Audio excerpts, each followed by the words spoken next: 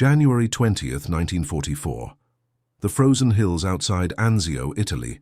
Oberleutnant Werner Brandt of the 3rd Panzer Division hunched in his trench, watching American forces establish their beachhead through field binoculars. A light snow dusted his wool uniform as he unwrapped his daily chocolate ration, a hard, bitter square that required nearly breaking a tooth to consume. American soldiers may have better equipment, but at least German chocolate has backbone, Brandt remarked to his radio man. Little did he know that the soft, sweet chocolate bars he mockingly called kindergarten treats would soon challenge everything he believed about American industrial capability. Before we dive into this story, drop a quick hi in the comments and tell me where you're watching from. It really helps support the channel.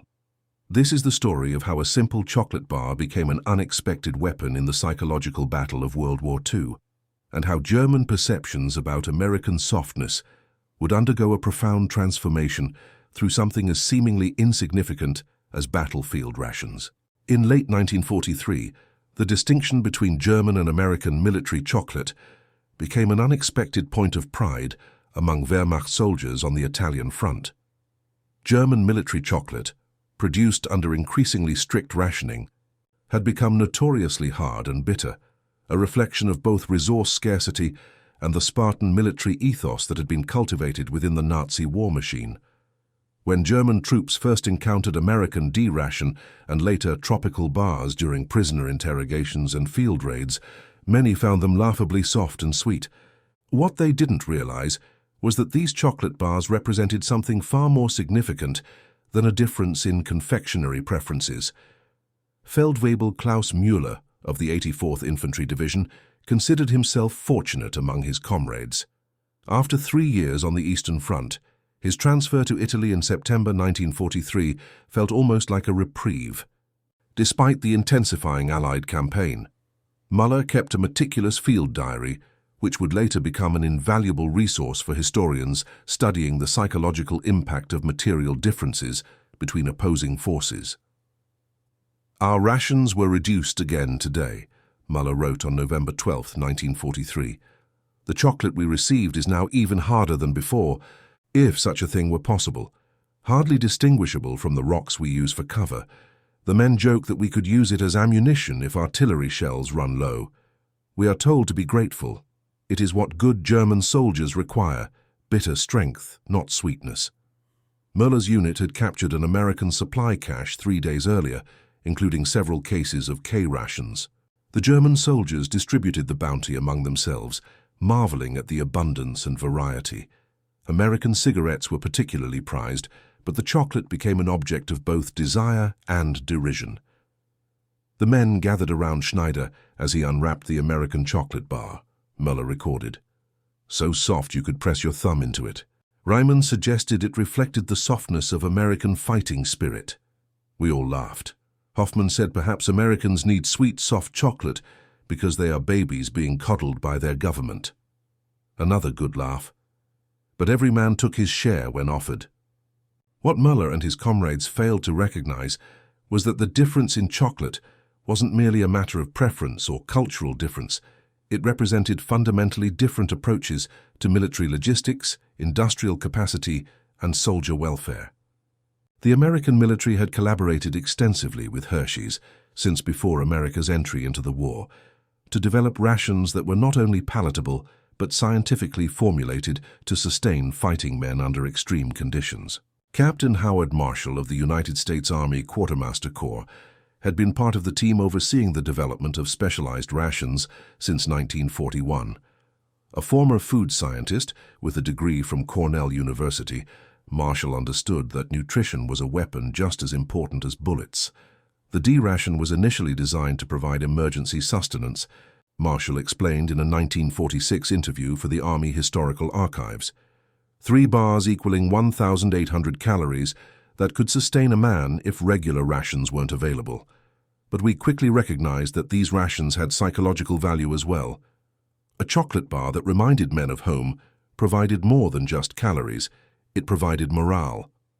The original D-ration chocolate, developed in 1937, had actually been intentionally designed to be less than delicious, just tolerable enough to eat in an emergency, but not so appealing that soldiers would eat it instead of their regular meals. By 1944, however, the improved tropical bar had been developed to withstand high temperatures without melting, while maintaining a more palatable taste profile.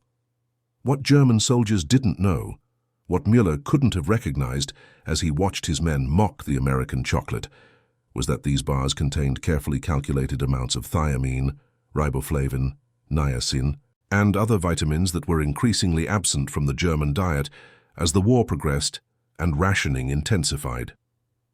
First, Lieutenant James Wilson commanded a reconnaissance company with the 1st Infantry Division.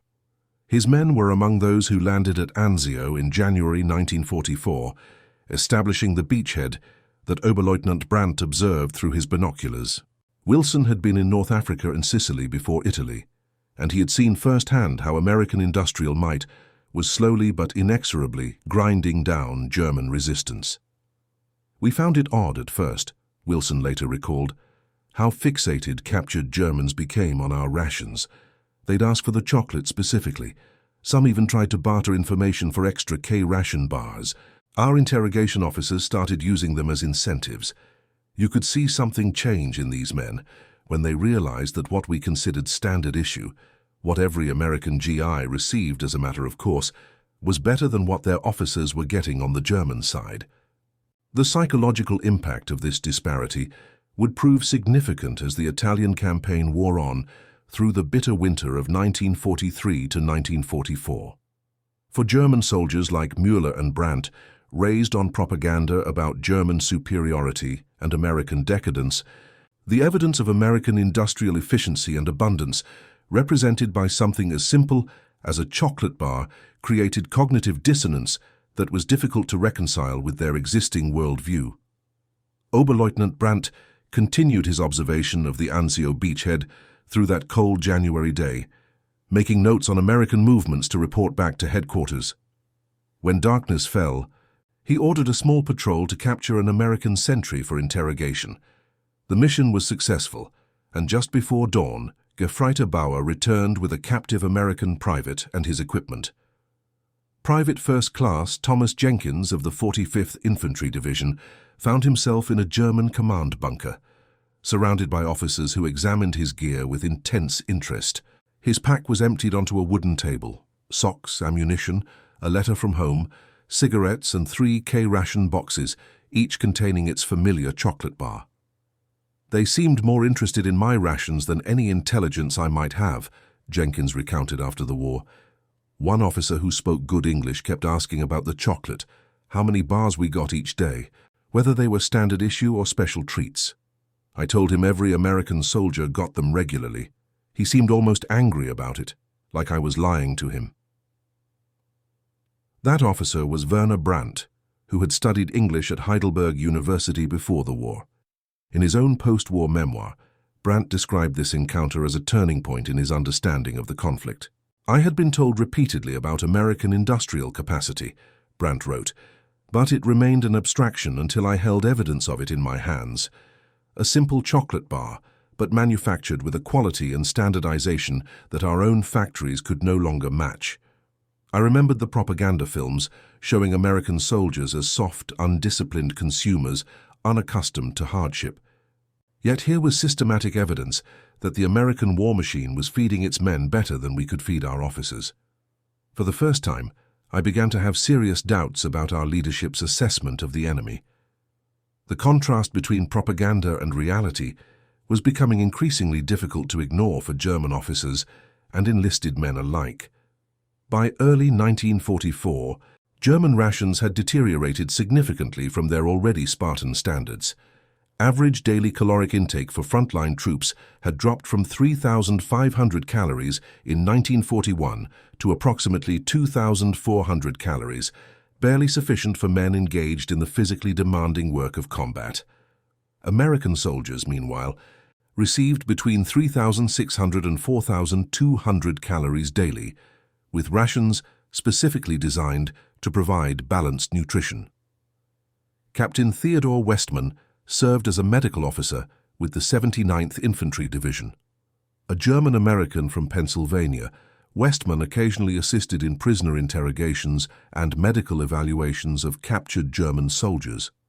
We began noticing vitamin deficiencies among German POWs around the time of the Anzio landings, Westman documented in his medical logs. Nothing severe yet, no clinical scurvy or beriberi, but early warning signs, bleeding gums, slow-healing wounds, unusual fatigue. Their medical officers knew what was happening but lacked the supplies to address it. One captured Sanitätsoffizier practically begged me for multivitamins for his men. When I showed him the vitamin fortification in our standard rations, including the chocolate bars, he became very quiet. That medical officer was Hauptmann Friedrich Keller, who had practiced medicine in Munich before the war. His medical training made him particularly aware of the implications of the nutritional gap developing between American and German forces. The Americans have approached war as a scientific problem, Keller wrote in a letter that was later found when his field hospital was captured. Even their chocolate is weaponized with vitamins. We tell our men that German willpower will overcome American material advantages, but willpower cannot manufacture vitamin B.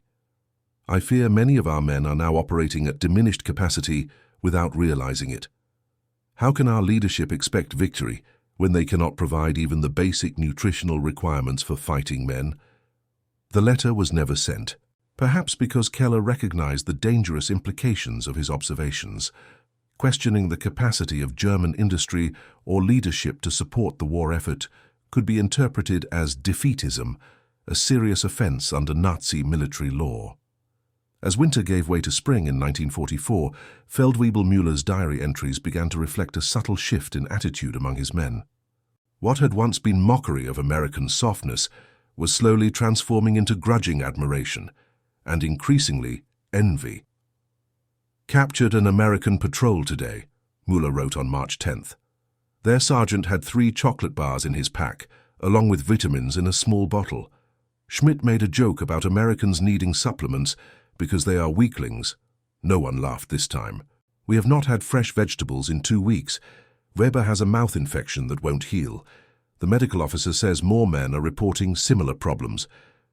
The vitamin-enriched chocolate bars were just one component of a vast logistical network that increasingly set American forces apart. While German supply lines stretched thin and became vulnerable to Allied bombing campaigns, the American military had developed the most sophisticated supply system in the history of warfare. The contrast was particularly stark in Italy, where mountainous terrain and limited infrastructure made resupply a constant challenge for both sides. Colonel Robert Peterson commanded a supply battalion supporting American forces in the Italian campaign. Though former logistics executive with General Motors before the war, Peterson approached military supply with an industrial efficiency that characterized the American war effort. The chocolate bars were a perfect example of our approach, Peterson explained in a 1948 lecture at the Army War College. We didn't just throw together emergency rations. We had nutritionists and food scientists working alongside industrial engineers to create a product that could be mass-produced to exact specifications, delivered efficiently to the front lines, and provide precise nutritional benefits to maintain fighting effectiveness. It wasn't about coddling our men, it was about maintaining them as effective combat instruments. The scientific approach extended beyond just the formulation of the chocolate itself. The packaging was designed to withstand extreme conditions while remaining lightweight.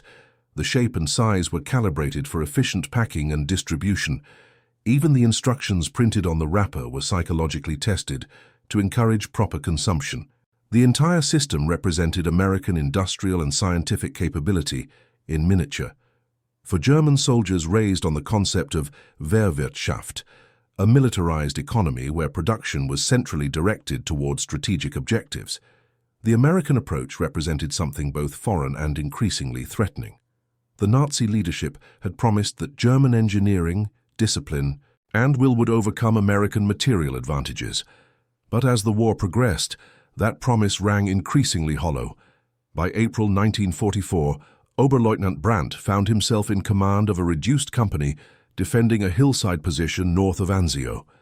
His battalion had suffered heavy casualties during an American push in March, and replacements were increasingly young, undertrained, And he noticed with growing concern undernourished. "The new men arrived yesterday," Brandt recorded in his command log. "Most look like they have not had a proper meal in months." Feldwebel Richter reports that 2 are showing signs of night blindness, vitamin A deficiency, according to the medical officer. "We are expected to hold against Americans who receive multivitamins in their chocolate, while our men can barely see in darkness. I have requested additional rations from headquarters, but was told to expect further reductions instead."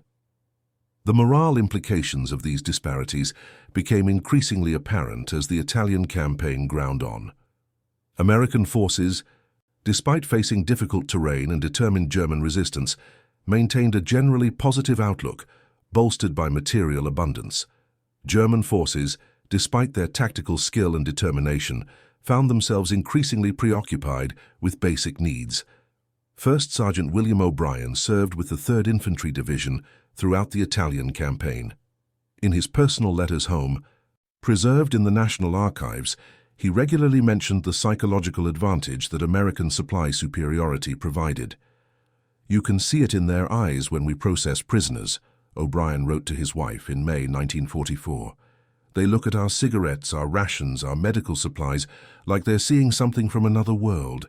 One German sergeant, a tough-looking veteran with Iron Cross ribbons, actually had tears in his eyes when our cook gave him a chocolate bar and a cup of real coffee. Said he hadn't tasted chocolate without sawdust mixed in for over a year. Makes you realize how lucky we are, and what these poor devils have been reduced to under Hitler. The scientific enhancement of American military chocolate went beyond just vitamin fortification. By 1944, American food scientists had developed chocolate formulations that remained stable in temperatures up to 120 degrees Fahrenheit, a crucial advancement for the Pacific theater, but beneficial in the Mediterranean summer as well. German chocolate, meanwhile, became even more brittle and unpalatable as quality ingredients became scarcer. Hauptmann Dieter Hoffmann served as a supply officer with the German 14th Army in Italy. His meticulous records provide insight into the deteriorating quality of German rations as the war progressed. "New chocolate ration received today," Hoffmann noted in his supply ledger in June 1944. "Quality significantly lower than previous shipment. More filler, less actual cocoa.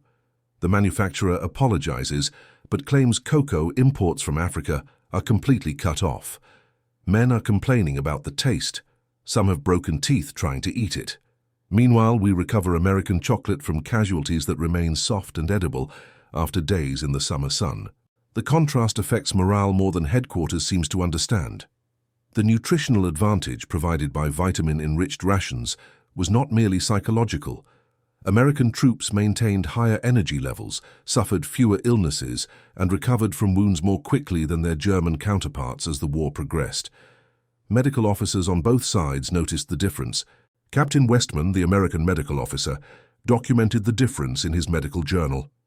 "Fascinating comparison between recovery rates of our men and German POWs with comparable wounds. Our men consistently return to duty 2 to 5 days faster, with fewer complications. The German medical officers I've spoken with attribute this directly to baseline nutritional status. Their men simply lack the physical reserves to heal efficiently." For Feldwebel Müller and his increasingly hungry men, the summer of 1944 brought new hardships. Allied air superiority made daylight movement nearly impossible, forcing German units to operate primarily at night. But the growing incidence of night blindness among the troops, a direct result of vitamin A deficiency, made even this difficult. "Lost 2 men to an American patrol last night," Müller wrote in July. "They stumbled into enemy position because they couldn't see properly in the darkness. Medical officer says it's from lack of vitamins, the same vitamins the Americans get in their chocolate." Ryman, who used to mock American softness, now trades his tobacco ration for any American chocolate bars the scroungers can find. No one teases him about it. The differences in chocolate rations reflected a broader philosophical difference between the American and German approaches to warfare. The American military, drawing on the country's industrial abundance and consumer economy, approached soldier welfare as a component of fighting effectiveness. Well-fed, well-supplied troops fought better, maintained morale longer, and accomplished objectives more efficiently. The German military, particularly under Nazi leadership, emphasized willpower and discipline over material comfort. Hardship was valorized, and complaints about physical conditions were often dismissed as weakness. This approach had served the Wehrmacht well during the early war years, when victories came quickly and supply lines remained short. But as the war extended across years and continents, the limitations of this philosophy became increasingly apparent.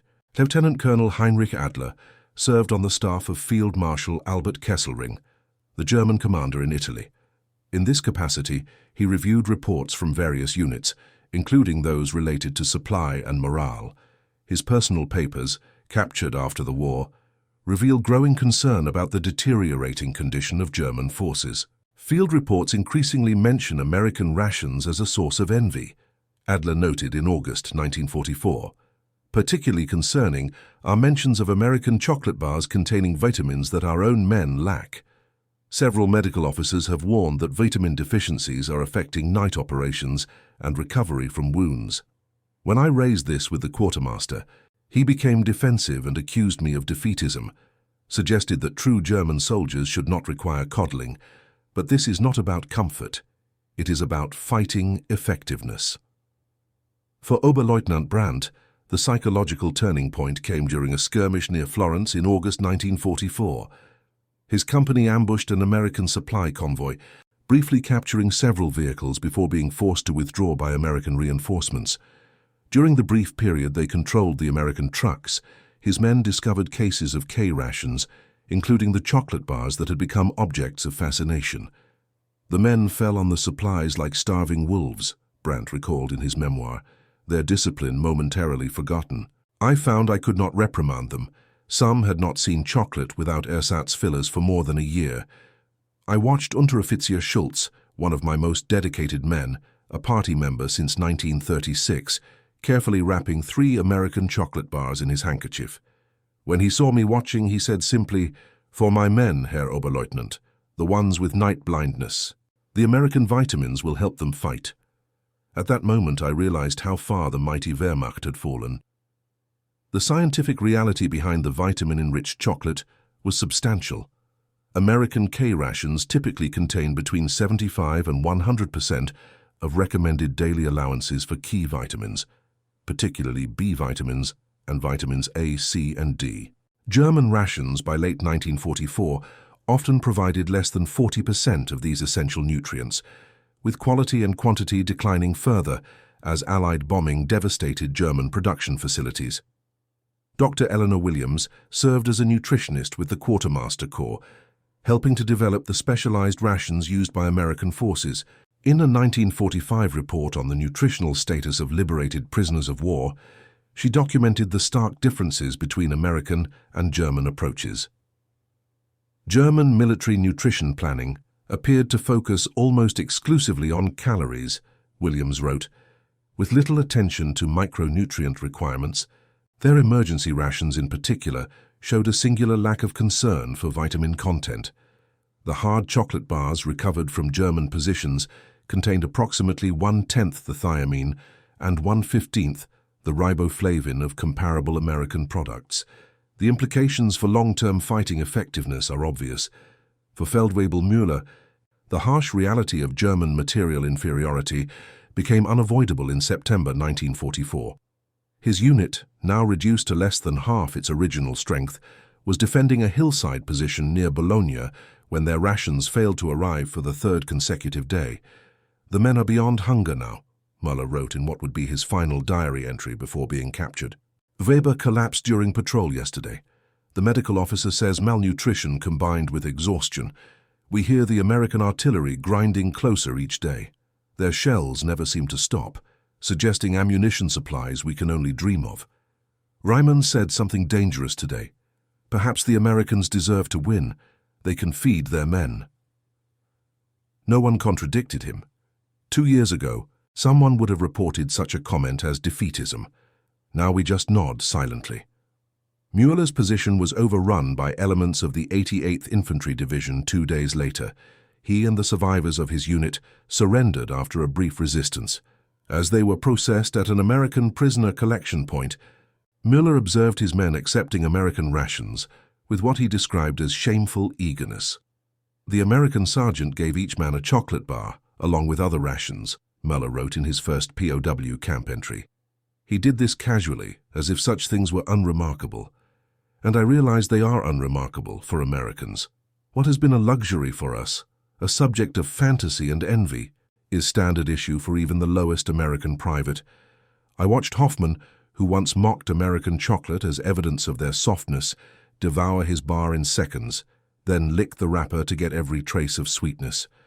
None of us had the heart to tease him. We would have done the same.